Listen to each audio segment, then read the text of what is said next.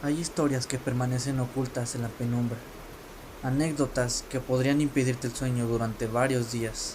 Esta podría ser una de esas historias. Bienvenidos sean al lado oscuro del bosque.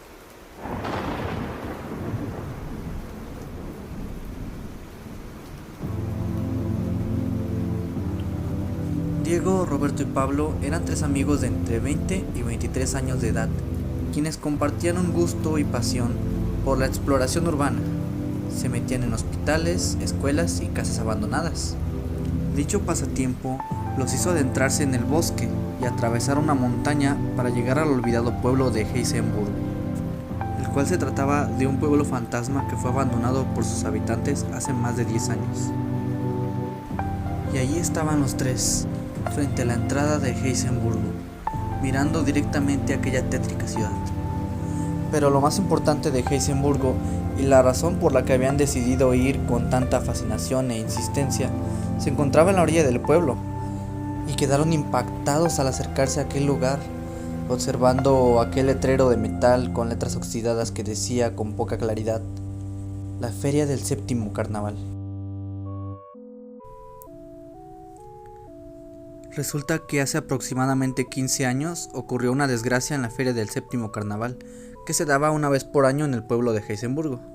La noticia salió en todos los periódicos, dictaba con letras grandes: tragedia en la feria del pueblo.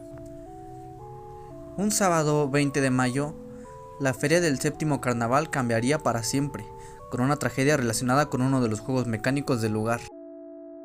Se trataba del gusanito, un juego mecánico que consta de vagones en forma de oruga que van conectados entre sí y se mueven por un riel que se mueve en forma de circuito con curvas pronunciadas. Algunas son cortas y otras lomas son un poco más altas, lo suficiente para sacarte un susto, pero no tanto como la montaña rusa. La curva más alta no te lleva más allá de los 3 metros de altura, ya que la atracción es regularmente usada más por niños. Y es uno de estos quien desgraciadamente fue víctima de la tragedia. Pues a plena luz de día y enfrente de una muchedumbre quienes observaban impactados, uno de los carriles se desprendió, volando a más de 4 metros de altura, con un niño a bordo, el cual cayó abruptamente al suelo golpeándose la cabeza. Los gritos de la madre del niño, quien estuvo presente en todo momento, llenaron el lugar, opacando el silencio de la multitud que observaba atentamente. Ella se acercó a su hijo y, tomándolo entre sus brazos, comenzó a gritar y a clamar por ayuda, pidiendo que alguien entre la multitud llamara a la ambulancia o que se acercara para intentar reanimarlo con primeros auxilios. Mas sin embargo la gente observaban impactados y con miedo, pues con solo verlo podían darse cuenta de que el niño ya estaba muerto. 3 días después, la madre, ya después del funeral, destrozada completamente, hizo algo que cambiaría para siempre el pueblo. Es entonces que el 23 de mayo, sin previo aviso, la mujer se adentró en la feria y, frente a toda la multitud de gente, sacó de su bolsa una botella con gasolina y se bañó en ella para después prenderse fuego, acabando con su vida en ese momento. A partir de ahí fue que comenzó el verdadero terror en Heisenberg, pues los siguientes años de una feria que nunca había tenido accidente alguno comenzaron a ocurrir uno tras otro. En dichos accidentes fatales quedaba solamente un sobreviviente, el cual siempre salía diciendo que segundos antes de la desgracia había escuchado el lamento de una mujer que clamaba por la vida de su hijo con gritos desgarradores. Pasaron los años y tragedia tras tragedia, la gente sugestionada comenzó a asimilarlo todo con el espectro de la que ahora conocían como la Dama de la Tragedia, la cual había regresado de la tumba para desquitar la rabia de su desgracia atormentando a la gente de Heisenberg. Y así fue como las visitas a la feria comenzaron a bajar lentamente. Sin embargo, las desgracias no se quedaron ahí, pues pronto comenzaron a ocurrir también accidentes automovilísticos y laborales que fueron conectando con la histeria colectiva de una leyenda sobre un espectro que estaba matando a los habitantes de Heisenberg.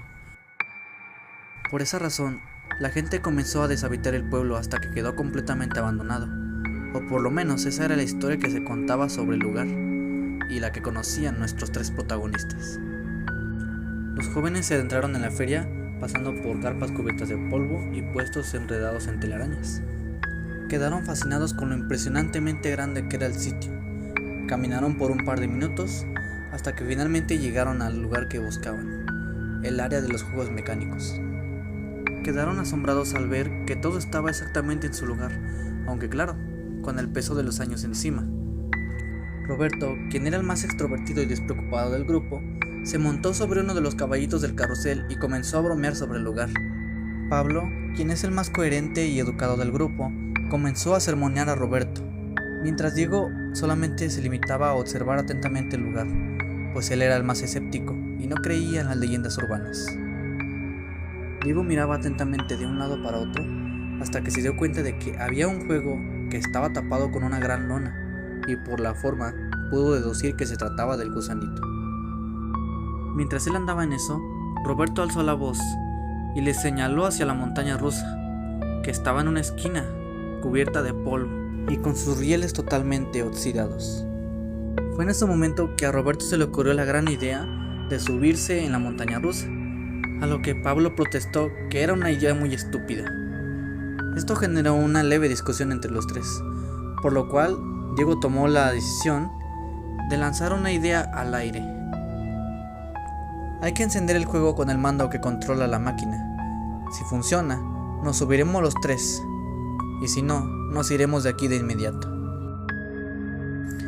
Fue lo que dijo Diego, y ambos aceptaron la propuesta. Así fue como se acercaron al mando que controla las máquinas y trataron de encenderlo, y para su sorpresa, sí prendió. Justamente cuando estaban a punto de ingresar al juego, comenzó a llover de una manera demasiado brusca, haciéndolos que tuvieran que refugiarse adentro de una carpa.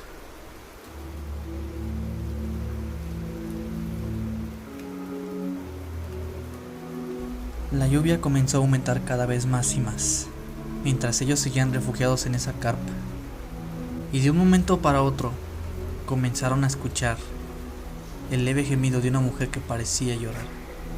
A la distancia, lloraba y clamaba por su hijo.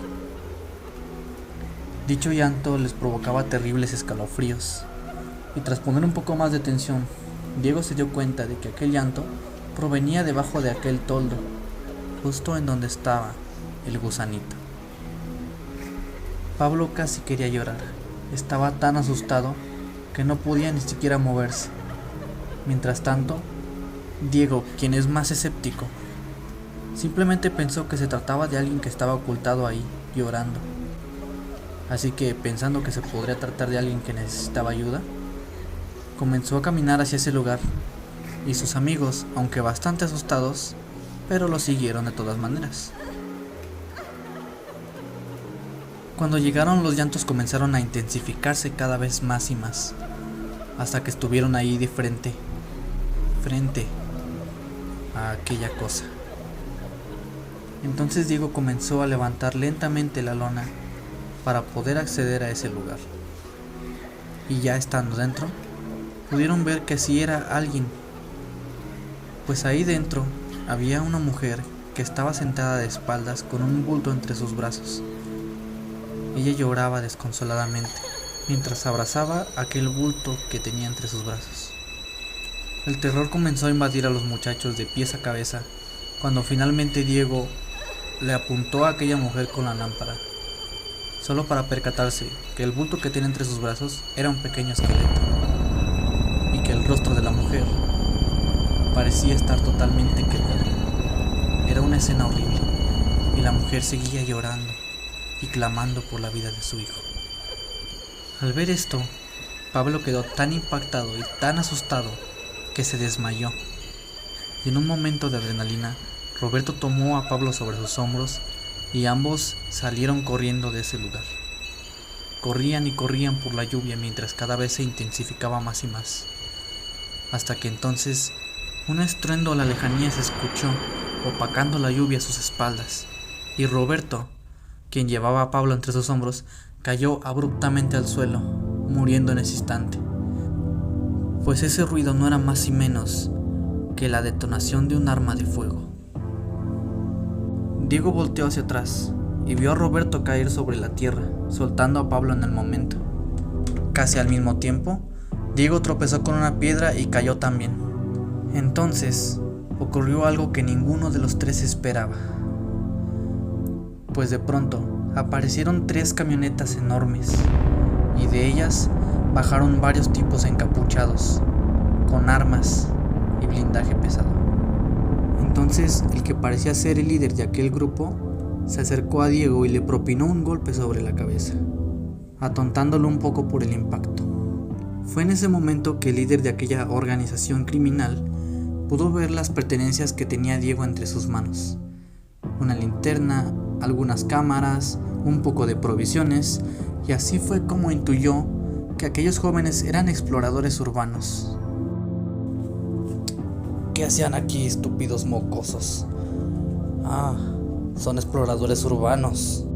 ¿Esperaban ver fantasmas? Pues déjame decepcionarte, porque aquí no hay nada de eso.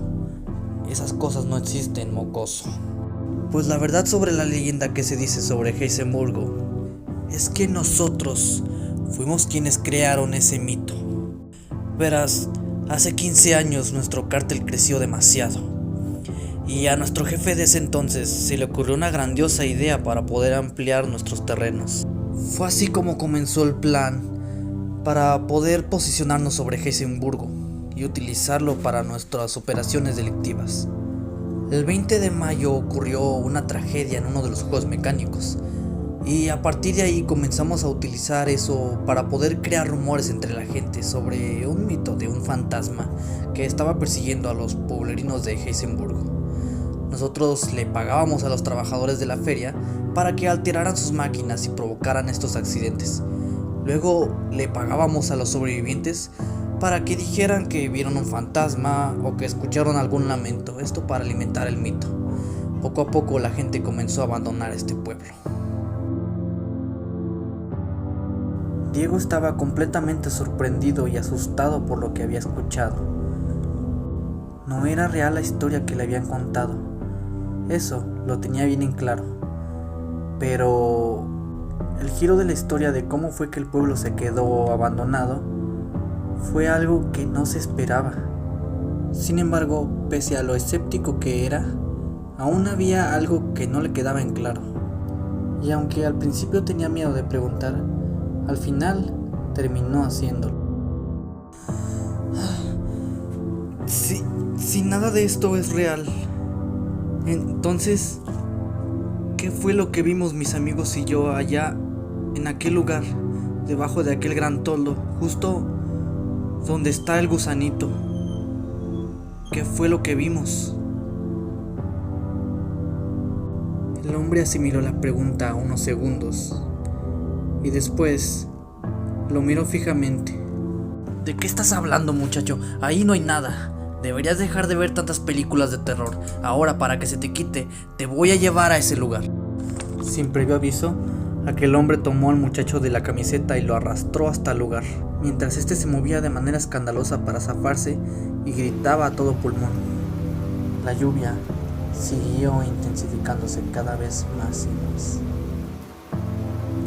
El sujeto arrastró al muchacho hacia adentro de la lona, y cuando estuvieron ahí dentro, sacó una gran lámpara con la cual alumbró el lugar por dentro. Y ahí no había nada. No estaba lo que ellos habían visto antes. Sin embargo, en el suelo había una gran mancha hemática, oscurecida y totalmente bizarra. Cuando notaron esto, comenzó a escucharse en el entorno un lamento que les erizaba la piel a ambos.